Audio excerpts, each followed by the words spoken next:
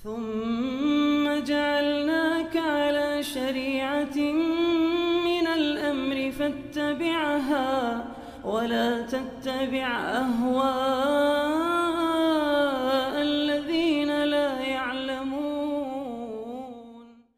Bagaimana hukum orang yang meninggal karena corona yang langsung dibungkus kain kafan tanpa melepas bajunya dan dibungkus dengan plastik dan ditayamum di atas plastik? Begini pertanyaan mungkin dasarnya karena sering melihat berita-berita ya. Ada mungkin kejadian-kejadian seperti ini terjadi di sebagian negara, bukan terjadi di Indonesia barangkali. Nah, hal-hal yang seperti itu ini termasuk masalah di masa sekarang ini. Membuat seorang itu amburadul di dalam memahami fikih beragama dan kadang menambah kepanikan bukan pada tempatnya. Iya. Jadi tentang prosedur memandikan itu di negara-negara Islam termasuk di Indonesia itu tidak dikatakan bahwa jenazah itu tidak dimandikan sama sekali, tapi bisa untuk dimandikan dengan prosedur yang ada di sisi mereka. Ya, paling tidak dilap dengan kain basah. Ya, kalau bisa dimandikan asalnya dimandikan. Kalau tidak bisa dimandikan, nah itu baru ada udzur namanya, diganti. Air itu berubah menjadi tayamum. Ya, dan namanya tayamum itu sama dengan air. Dimandikan itu terkait dengan badan, bukan terkait dengan pembungkusnya. Ya, kalau misalnya diambil pasir, ditayamumkan di atas plastik, nah itu namanya bukan tayamum.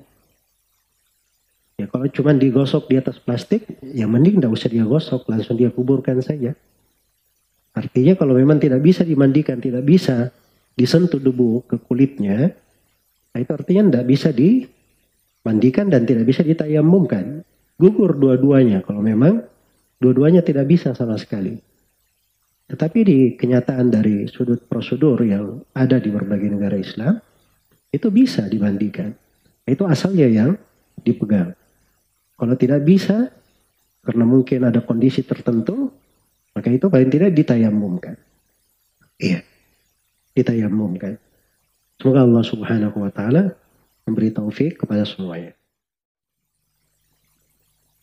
Pertanyaan yang sama juga, tanyakan hal yang terkait dengan istighatha li khamsatun. Li khamsatun atfi biha harral waba'i al-khatimah al-Mustafa wal Murtada wa ibnahuma wa Fatimah. Begini tidak usah disebut ya tentang penyandaran kepada salah seorang kiai dan seterusnya. Jadi apa yang ditanyakan dari kalimat-kalimat tadi ini dimaklumi, ini adalah kalimat-kalimat yang keliru yang mengandung bentuk-bentuk hal yang sangat diharamkan, kesyirikan kepada Allah Subhanahu wa Ta'ala di dalamnya.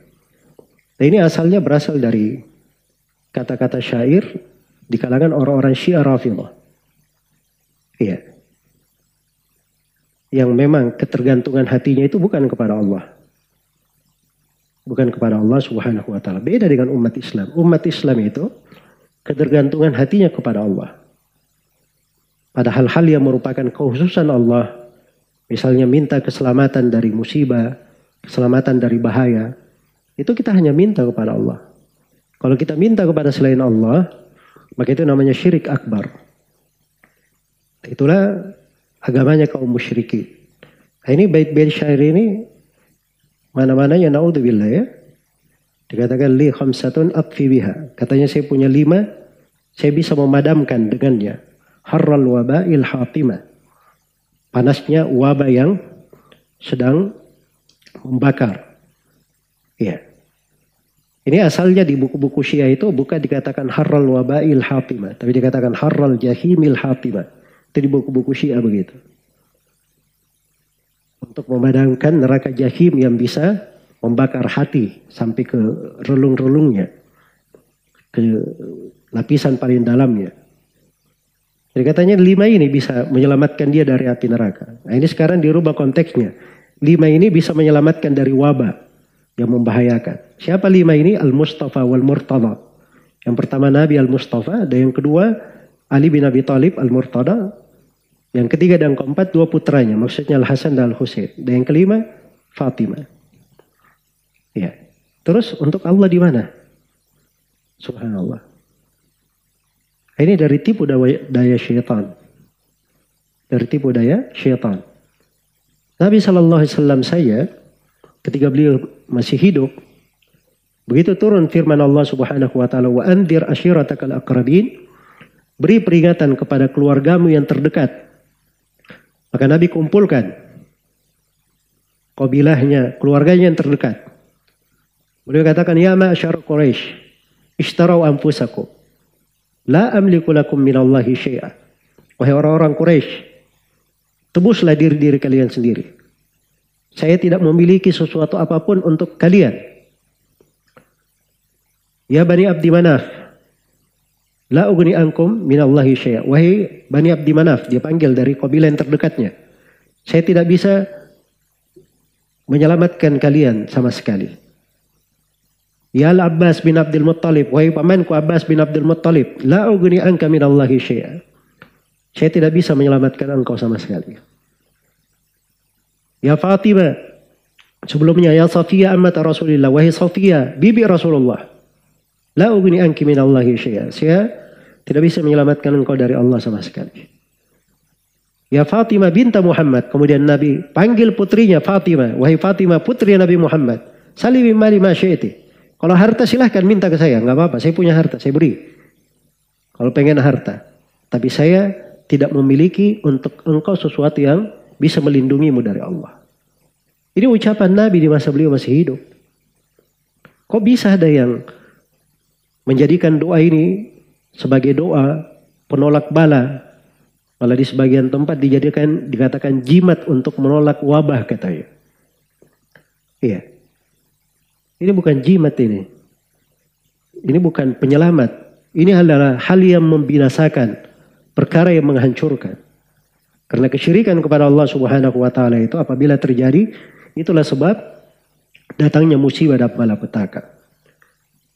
Karena itu dalam Al-Qur'an dikatakan, "Wa may yusyrik billah faqannama kharra minas sama'i fatakhtafuhu at-tayr aw tahwi bihi ar-rihu fi makanin sahiq." Barang siapa yang berbuat kesyirikan kepada Allah, maka seakan-akan dia jatuh dari langit. Lalu dia disambar oleh burung. Kemudian dihempaskan oleh angin ke tempat yang sangat jauh. Maksudnya orang yang berbuat kesyirikan itu, seakan-akan dia jatuh dari langit. Orang yang jatuh dari langit itu pasti mati, pasti binasa. Ini kebinasannya luar biasa. Dia jatuh, disambar oleh burung. Semakin hebat lagi jatuhnya. Atau dihempaskan oleh angin. Kebinasaan di atas kebinasaan. Itulah kesyirikan. Iya. Semoga Allah Subhanahu wa taala melindungi kita semua dari perbuatan-perbuatan dan ucapan-ucapan yang seperti ini dan memberikan kesadaran kepada umat Islam. Subhanallah, kita diajari dari doa-doa, dari dikir-dikir, banyak sekali. Dan dikir itu sudah cukup untuk kita pegang sebagai manfaat. Dan ini saya sudah pernah jawab di beberapa pertemuan. Semoga Allah Subhanahu wa taala memberi taufik kepada semuanya. Wallahu taala alam.